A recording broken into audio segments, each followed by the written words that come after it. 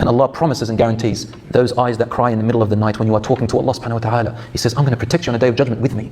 You are so special. وَالشَّابُ التَّائِبُ حَبِيبُ اللَّهِ. The young person, only the young, not the old, the young, who always asks Allah to forgive them, is the beloved of Allah. He is Habibullah. Habibullah. Only the Prophet Muhammad is Habibullah. And Allah says, الشَّابُ التَّائِبُ Habibullah. The young person, not person who's over 40, under, young, maybe 30 and under. You are Habibullah when you do what? He didn't say when he doesn't sin. He didn't say when he worships Allah. He says when he repents Allah. Meaning you do wrong and you come back. You do wrong and you come back. You do wrong and you come back. The one who Allah hates is the one who deliberately defies Allah and argues and says, why is it all haram? And keeps going. I don't want Allah in my life. I asked him, I said, what happens if I want to pray? I'm praying, but I'm just not like feeling it. The khushu is not there. I'm barely hanging on.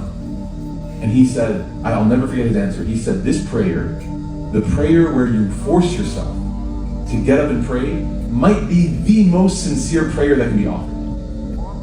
I was shocked. I was like,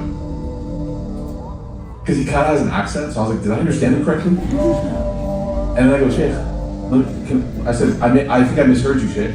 I said, did you just say it's sincere? And he goes, yes, of course. I said, Sheikh, I'm not understanding. Can you help me understand? Because I don't understand. He said, to get up and pray when you don't feel any motivation to pray is truly worshiping Allah. It's the truth. Like, that's why when you pray after Allah has given you what you've been making dua for, that's a really sincere prayer. Because it's kind of easy to get up and pray at the prospect of begging Allah for something.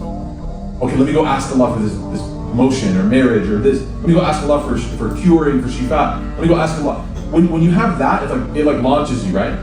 But then after He gives it to you, after you get what you've been praying for, and everybody here, by the way, I don't want a single person to sit here and say, oh, I haven't had that. No, you do, you have. You've prayed and gotten something. Take a second and think about it. You've prayed for something and gotten it. It may not be everything, and that's okay. Right, that's okay. But you've prayed for something and gotten it. Think to a time in your life when you were begging Allah for something. Health, happiness, family, job, college, whatever, and Allah gave it to you.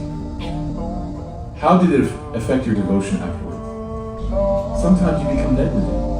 Because all the motivation has been achieved. Like, I got what I needed, right? I got what I needed.